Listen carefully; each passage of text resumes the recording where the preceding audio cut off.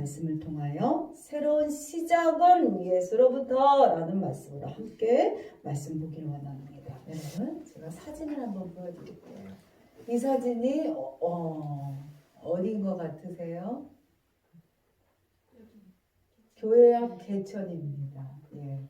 어제 사전 선거를 한다고 걸어서 갔다가 보니 너무나 아름다웠어요. 그래서 사진을 한번 옮겨왔습니다. 사전 선거는 너무 많이 줄이 서갖고 하지 못하고 그냥 돌아서 왔습니다.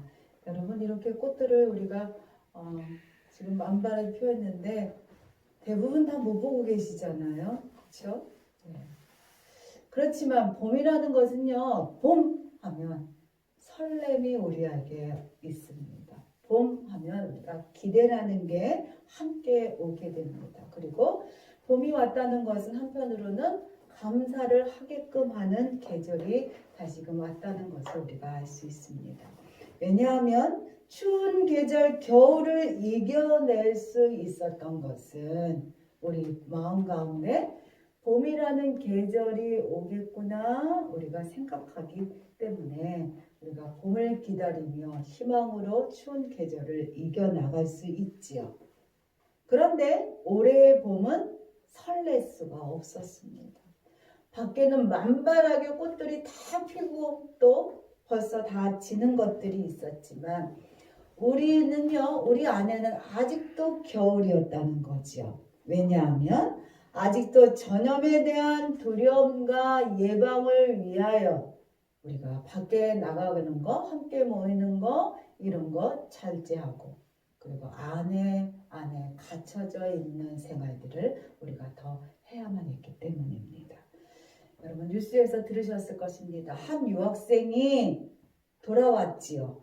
돌아와서 자가격리 가운데 있었는데 너무나 답답한 나머지 이 친구가 스스로 목숨을 끊었다고 합니다.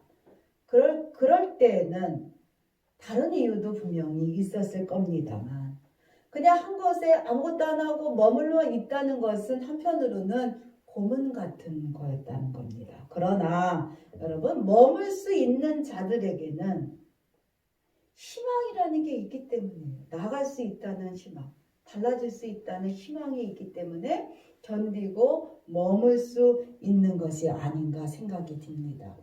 우리가 지금 견디는 것은요, 또한 우리가 좋아질 거라는, 이게 회복될 거라는, 코로나 바이러스가 떠나갈 거라는 것을 우리가 희망하고 그것을 믿기 때문에 지금 어려운 시간들을 우리가 견디고 있잖아요. 이런 희망은요, 눈에 보이는 것이 절대로 아니지요. 그렇지만 희망이라는 것이 있다는 사실을 우리가 알지요. 믿으시지요. 그런데 이 희망을 기대하는 자와 기대하지 않는 자, 아무것도 아닌 것 같지만 아주 커다란 차이가 있다는 겁니다. 다시 영상 볼까요? 예. 마지막 입새라는 여러분 소설을 아실 겁니다. 병든 자가요, 창가에 병실에서 침상에서 이렇게 드러누워 있습니다. 죽을 것 같아요. 희망이 없어요. 자기는 죽을 것 같아요. 그런 마음 가운데 하루하루 슬프게 지나갑니다. 그러다가 창문 밖에 있는 나무를 보게 됐어요. 그러면서 그 나무를 보면서 저 나뭇잎이 다 떨어지면 나는 죽을 거야. 막연하게 그가 이렇게 생각했습니다. 그러나 하루하루가 지났죠. 모든 나뭇잎이 다 떨어졌어요. 그렇지만 나뭇잎 하나가 떨어지지 않고 그것이 그대로 있었답니다. 그것을 보면서 이 병든 분이 희망을 얻었고 나도 이겨내야지 하면서 끝까지 병마와 싸우고 이겼다는 이야기입니다. 여러분 아시지요? 이토록 희망을 가진다면 당면한 어려움 속에도요, 견딜 수 있는 겁니다. 이 어려운 국면이 우리가 언제 갈까? 우리의 삶이 지금 짜증나고 두렵지만 그런 가운데 우리는 희망이라는 것을 가지고 있기 때문에 우리가 이겨내고 있는 거지요. 희망은 우리 눈에 보이는 것은 아니지만 우리가 그것이 무엇인지를 알아요. 그리고 희망이 온다는 사실을 우리가 믿습니다. 여러분 희망이 눈에 보여요? 보이지 않지요. 그렇지만 희망이 있다는 거 여러분 믿으시지요? 아멘. 마찬가지예요. 믿음이라는 것도 마찬가지예요. 우리가 예수를 믿는 그 믿음, 그게 눈에 보여요? 보이지 않지요. 그렇지만 우리는 그 믿음이 뭔지를 여러분 아시지요? 마찬가지입니다. 믿는 자는요, 봄을 보듯이, 봄이라는 게 나 봄이야, 나 갈게, 나 와, 이러지는 않지만, 봄이라는 게 온다는 걸 우리가 사실을 알고, 봄이 왔을 때, 아, 봄이구나, 우리가 알잖아요. 마찬가지입니다. 믿는 자들은 봄을 보듯이 놀라운 기적을 우리가 보게 됩니다. 그것이 뭐냐 하면, 예수님의 부활이라는 거지요. 추위와 절망의 끝에서 봄을 보듯 죽음이라는 절망을 뚫고 다시 사신 부활의 주님이 오늘 오셨다는 거예요. 아멘. 절기적으로 여러분. 예수님은요, 말씀하신 대로 부활하셨습니다. 그러나 많은 자들은 믿지 않았다는 겁니다. 부활하신 예수님은 언제 부활하셨느냐? 여러분, 우리 19절, 20장 19절 읽겠습니다. 이날 곧 안식 후 첫날 저녁때에 제자들이 유대인들을 두려워하여 모인 곳에 문들을 닫았더니 예수께서 오사 가운데 서서 이르시되 너희에게 평강이 있을지어다. 예수님은 안식 후 첫날, 저희가 금요일날 다 금식을 우리가 합시다 했죠. 우리 재현이도 금식을 했다고 하는데, 예. 왜 우리가 금요일날 한 끼 금식하나? 아무것도 아니지만 그 배고픔의 고통을 우리가 함께 나누자 그랬어요. 우리가 금요일날 예수님이 십자가에 돌아가셨기 때문에. 그리고 그 다음 날이 토요일 안식일. 그 다음 날이 주일. 그래서 예수님이 부활하신 날은 안식 후 첫날 저녁에. 그래서 여러분 안식 후 첫날이 주일입니다. 이후에 그렇기 때문에 사도들은요, 부활하신 주님을 기념하면서 우리가 이 예배가 주님이 오신 날 주일 우리가 예배를 그렇게 드리는 겁니다. 이단절 중에서는요, 이것을 문제 삼아서 토요일날 예배 드려야 돼. 안식일이 토요일이라 했잖아. 왜 얘네들 주일날 예배 드려? 일요일날 예배 드려? 하면서 고집하며 지금도 토요일날 예배 드리는 데가 있습니다. 거기가 그 예가 어디냐? 안식교.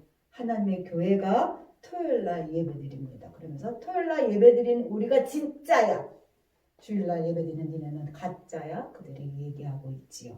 안식 후 첫날 예배 드리는 건요, 부활하신 주님이 제자들에게 찾아오신 것을 기념하며 그렇게 우리가 예수님 부활 이후에는 주일날 예배를 드리기 시작했던 것입니다. 마태복음 16장 21절 우리 함께 읽겠습니다. 이때로부터 예수 그리스도께서 자기가 예루살렘에 올라가 장로들과 대제사장들과 서기관들에게 많은 고난을 받고 죽임을 당하고 제3일에 살아나야 할 것을 제자들에게 비로소 나타내시니, 예수님은 말씀하신 대로 다시 살아나셨다는 거지요. 하지만 제자들이 부활하신 예수님을 만나지 못했기 때문에 이들은요, 혹시라도 자기들 잡혀갈까봐 그 두려움과 그 핍박에 대한 그 무서움이 이들의 마음을 꽁꽁 묶어놨다는 거죠. 그리고 그들의 문들을 다 닫았어요. 집의 문들을 콱 닫아버리고, 절망 가운데 있던 제자들 몇몇 다 이제는 할 게 아무것도 없어. 이제 예수도 없고 예수님이 죽으셨으니 이거 아무것도 아니지. 하나님이 계신다는 거 뭐 이거는 거짓말이겠지 막 이러면서 서로 간에 의심이 되면서 이제 할 것이 없는 것 같이 느껴지며 집으로 돌아가는 자들도 있었고, 그렇지 않는 자들은 함께 모여서 대문을 다 잠궈지고 수심 가운데 두려움 가운데 그들이 떨고 있었다는 거지요. 그러나 부활하신 주님이 찾아오셨어요. 그들 가운데. 여러분 20절 21절 읽겠습니다.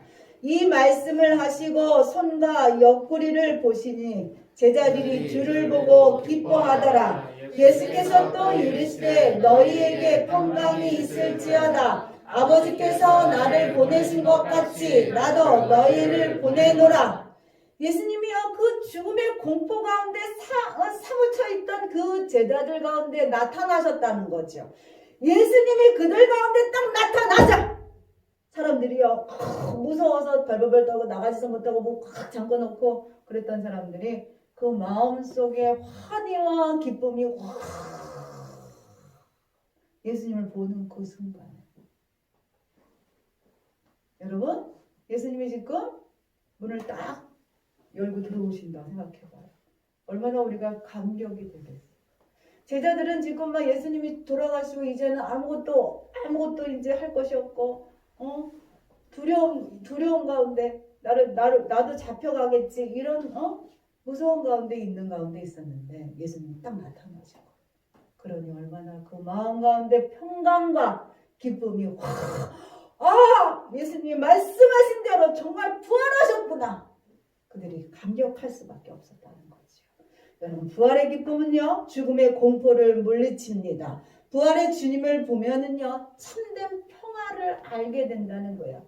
예수님을 만나게 되면 그렇기 때문에 우리가 우리 안에 있는 알 수 없는 평강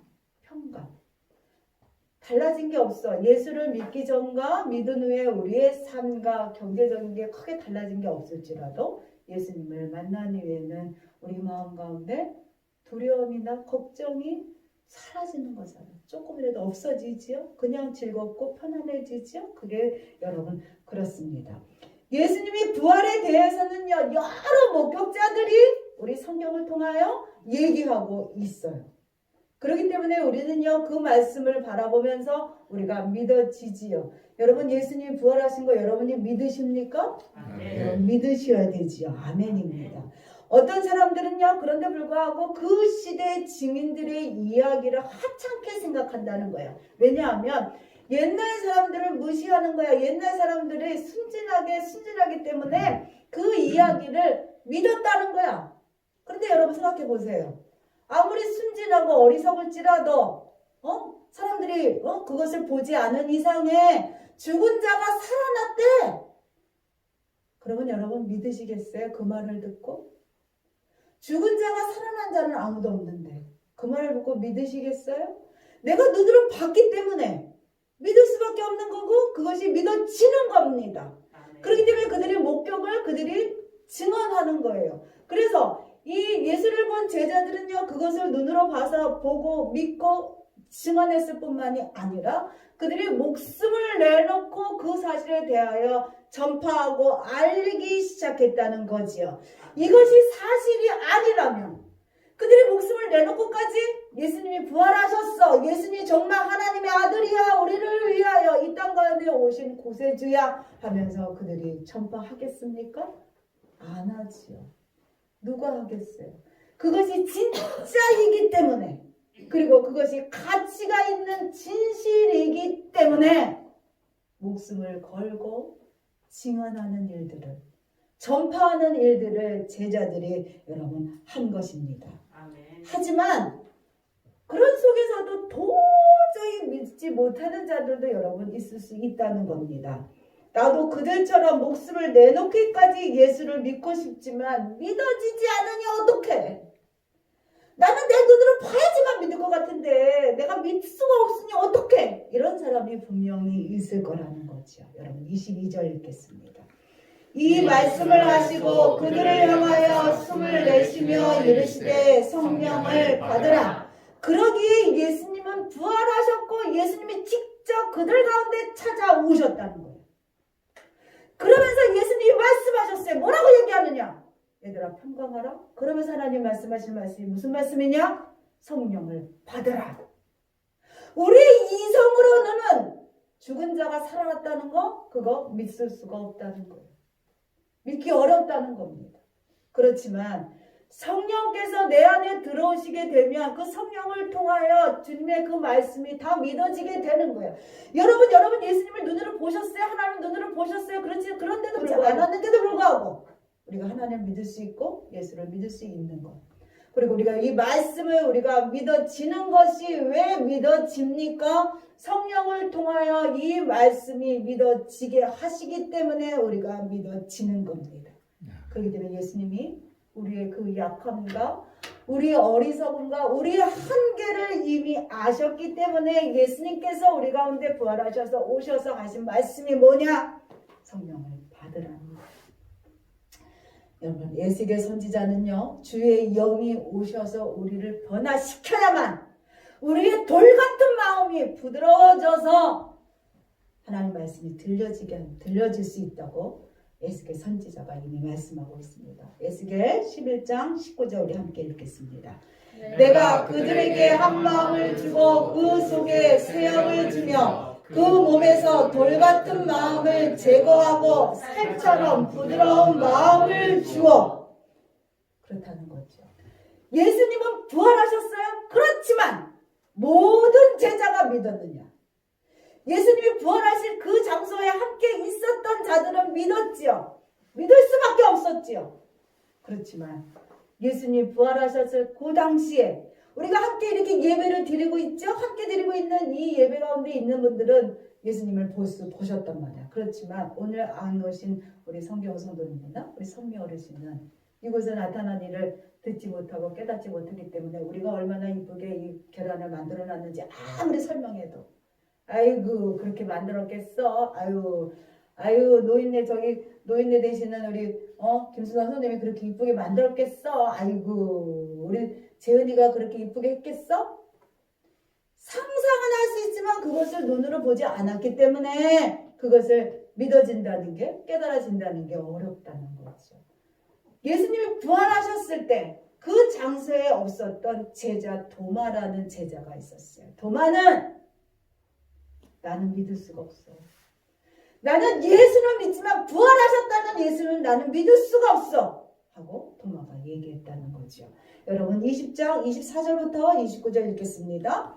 열 제자 중에 하나로서 디모라는 부르는 도마는 예수께서 오셨을 때에 함께 있지 아니한지라. 다른 제자들이 그에게 이르되 우리가 주를 보았노라 하니 도마가 이르되 내가 그의 손에 못자국을 보며 내 손가락을 그 못자국에 넣으며 내 손을 그 옆구리에 넣어보지 않고는 믿지 아니하겠노라 하니라. 여드레를 지나서 제자들이 다시 집 안으로 있을 때 도마도 함께 있고 문들이 닫혔는데 예수께서 오사 가운데 서서 이르시되 너희에게 평강이 있을지어다 하시고 도마에게 이르시되 내 손가락을 이리 내밀어 내 손을 보고 내 손을 내밀어 내 옆구리에 넣어보라. 그리하여 믿음 없는 자가 되지 말고 믿는 자가 되라. 도마가 대답하여 이르되 나의 주님이시여 나의 하나님이시니이다. 예수께서 이르시되 너는 나를 본고로 믿느냐? 보지 못하고 믿는 자들은 복되도다 하시니라. 예, 여러분 그림 볼게요. 이 도마의 모습이요 우리의 상식적인 우리의 모습이라는 거예요. 아무리요 예수를 오랫동안 믿었다고 할지라도 우리 안에 그 의심이라는 게 걷어가지기가 참 어렵습니다. 말씀은 보고 듣지만 이것이 다 내 말씀으로 믿어지게 되기가 쉽지 않다는 거죠. 그런 자들에게 예수님이요 찾아와 주신다는 거예요. 직접적으로 그 마음 가운데 찾아와 주신다는 겁니다. 예수님이 말씀하시죠. 뭐라고 말씀하시냐? 우리 함께 봅니다. 보라 그리하여 믿음 없는 자가 되지 말고 믿는 자가 되라. 너는 나를 본고로 믿느냐? 보지 못하고 믿는 자들은 복되도다 하시니라. 우리가 처음에 얘기했죠. 희망이라는 거 눈에 보이지 않지만 희망이 온다는 거 우리가 믿으시지요. 여러분 믿음도 마찬가지예요. 믿음이라는 게 내 눈에 보여지는 게 아니야 그것이. 근데 믿지 않는 자들, 예수 믿지 않는 자들은 내게 보여줘. 그럼 내가 믿을게. 그렇게 얘기하죠. 보지 않고 믿는 자가 복되다고 예수님이 말씀하십니다. 내게 찾아오시는 예수님에게 문을 열어드리는 것은 내가 여는 거야. 내가. 예수님이 나의 앞까지 찾아오신단 말이에요. 예수님은 인격적인 하나님입니다. 그냥 갑자기 문을 꽉 열고서는 너 뭐하니? 이런 분이 절대로 아니시라는 거예요. 꼭 노크를 하시지요. 우리 가정에서도 보면 서로 간에 예의가 있잖아요. 가정의 식구들 가운데도. 그런데 예의를 지키지 않는 자들이 있어요. 그럴 때는 불편하단 말이에요. 예수님은요, 인격적인 하나님이세요. 예수님은요, 찾아와 주십니다. 우리 가운데 찾아와 주셔요. 찾기를 원하는 자, 의심 갖는 자, 보기를 원하는 자들에게 찾아와 주십니다. 그리고 노크하셔요. 문을 여는 건 누가 하는 거예요? 내가 하는 겁니다. 그래서 우리가 이렇게 그림들을 보면 문고리도 없어요. 다 예수님이 노크하시지요. 노크합니다. 문 여는 건 누가 해? 내가 하는 겁니다. 희망을 갖고 문을 여는 자와 뭐 그런 일이 있겠어. 거짓말하고 있네. 아유 요즘 천지지간에 그런 일이 어떻게 일어나 하면서 문 여는 것을 거부하는 자 차이는 나중에 보면 큰 차이가 나는 것입니다. 여러분 모든 자들에게 하나님은요 공평한 기회를 주십니다. 그리고 그것을 바라보는 자, 바라보지 않는 자의 차이는 그것을 바라보기를 거부하는 자의 차이는 나중에 가서 아주 큰 차이가 일어난다는 것입니다. 여러분 두 번째는요. 부활을 믿는다면 이제는 죽음 이후 부활할 그날을 바라보는 삶이기보다는 이제는요 그날을 지금 시작하시기를 바랍니다. 내가 죽으면 부활한데 내가 천국에 가면 영생을 얻는데 이것으로 끝나지 마시고 이제는 그날을 그 부활의 그날을 지금의 삶으로 끌어당기시기를 부탁을 드립니다. 시작은요 예수로부터 옵니다. 여러분 찬양에 이런 찬양이 있어요. 이 땅의 부흥과 회복은 누구부터 시작해? 나로부터 시작되리. 맞아요 여러분. 내가 변해야 내가 달라져야 선한 영향력을 끼치게 되지요. 달라지는 나는 누구로부터 시작되는 겁니까? 예수로부터 시작되는 겁니다. 따라서 여러분 죽음 이후 부활만을 생각하지 마시기를 부탁을 드려요. 그 전에 이 땅에 사는 동안에 여러분 부활의 그 삶을 누려가시기를 부탁을 드립니다. 부활은 예수만의 부활이 아니라 부활은 내 부활인 거예요. 부활은요 그날 죽음 이후의 부활만을 얘기하는 게 아닙니다. 우리의 삶 속에서 하나님이여 새로워지길 원해. 예수 믿고 새로워지길 원해. 그 부활을 누리고 살아가기를 예수님이 원하십니다. 우리는요 이미 구원 받으셨죠. 그렇죠? 그렇지만 아직 완전히 이루어진 구원은 아니라는 걸 여러분 아시지요. 부활도 마찬가지야. 우리가 예수를 통해 우리는 부활을 받으셨어요. 부활할 것을 우리가 믿으세요? 믿지요? 그렇지만 그것이 아직은 완전한 부활은 아니라는 거죠. 그러나 이미 받은 그 부활이 우리의 삶 속에서 경험되어야만 된다는 거예요. 이것이 먼 일에 나 부활해서 예수님과 함께 살아 이렇게 생각하면 그거는요 우리가 새로워지지 않는 거예요. 우리 삶이 새로워질 수가 없어요. 여러분 예레미야 31장 4절부터 5절까지 읽습니다.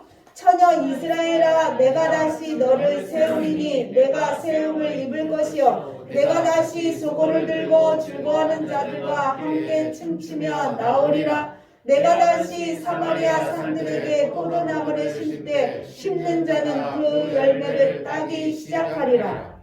다시 시작하는 거 이것이 부활인 거야.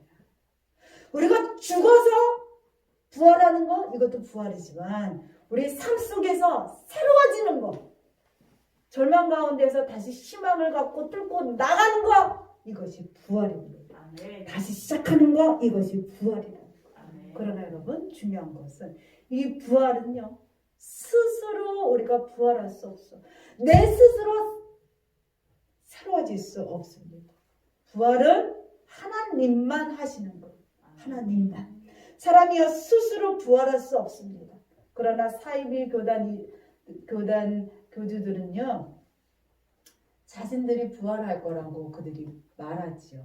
그리고 그렇게 세뇌시킵니다. 그런데 그들이 안 죽나? 그들이 죽어요. 그렇기 때문에 그들이 죽을 때 뭘 준비하느냐? 그들이요 방부 처리해갖고 다 이렇게 자신의 시신들을 보관하지요.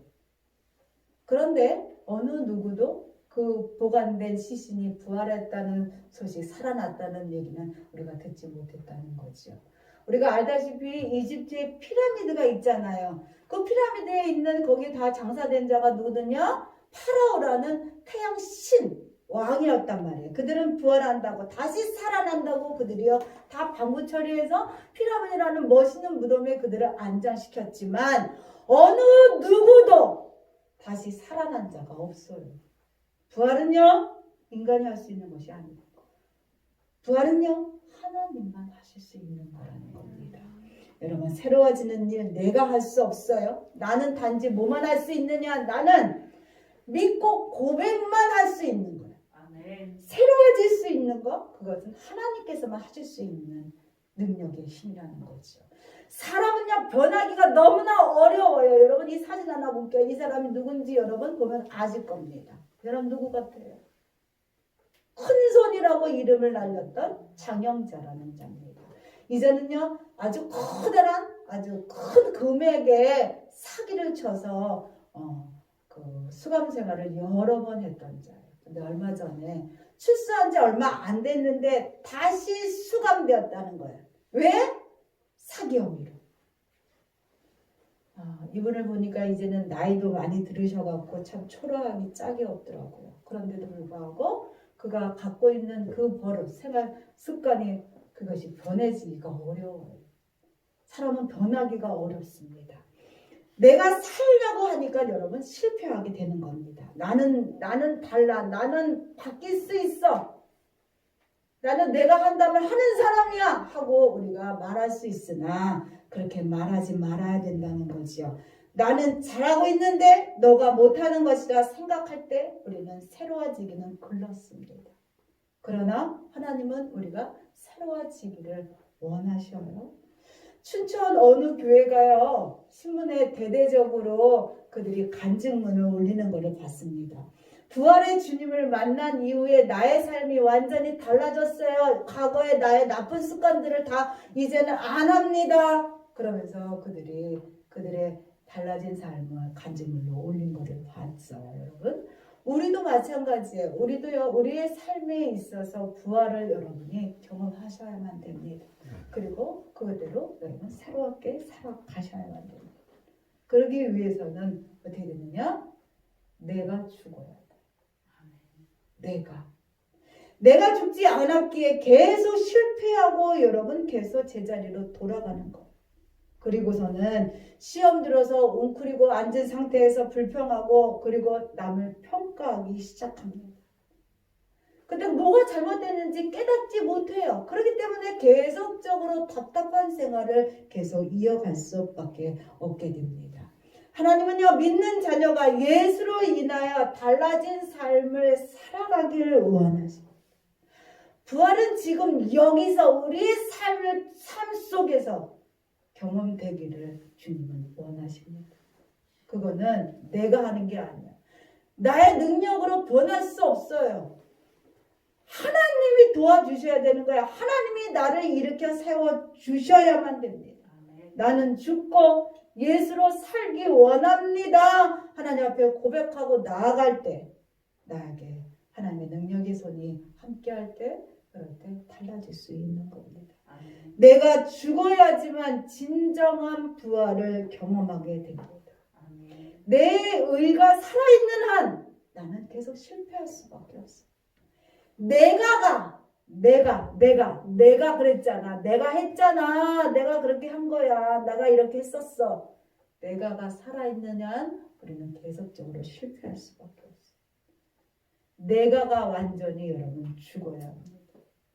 예수님이요 완전히 죽으셨어요. 예수님이 설 죽으신 게 아니에요. 예수님이 기절하신 게 아니에요. 예수님은 완전히 죽으셨어요. 그렇기 때문에 예수님이 부활하신 거예요. 눈속임으로 설 죽었다면 기절했다면 예수님은 결코 부활하지 못하셨습니다. 완전히 자신이 죽었기 때문에 하나님이 그를 다시 살리신 겁니다. 여러분 마찬가지입니다. 내가 죽고 예수로 사셔야만 해요. 죽은 자는 말이 없어요. 죽은 자는. 그런데 설 죽기 때문에 우리가 말하는 거예요. 불평불만하는 거야. 왜 그랬을까? 나는 이렇게 잘했는데 왜 그랬을까? 왜 그럴까? 말하는 거예요. 왜? 설 죽어서. 완전히 죽어야 돼. 완전히 죽을 때 내가 다시금 예수를 통하여 새로워질 수 있는 겁니다. 부활할 수 있는 겁니다. 그럴 때 정말 새로운 시작이 일어나는 거예요. 나의 소위 바깥 그 세상 사람이 얘기하듯이 나의 팔자가 달라지게 되는 거예요. 내가 완전히 죽어질 때, 나의 말이 없어질 때, 여러분 그렇게 됩니다. 예수님의 부활이 내 부활 되시기를 부탁을 드립니다. 여러분 완전히 죽어지는 자, 예수와 함께하는 자 그래 되시기를 부탁드립니다. 아멘.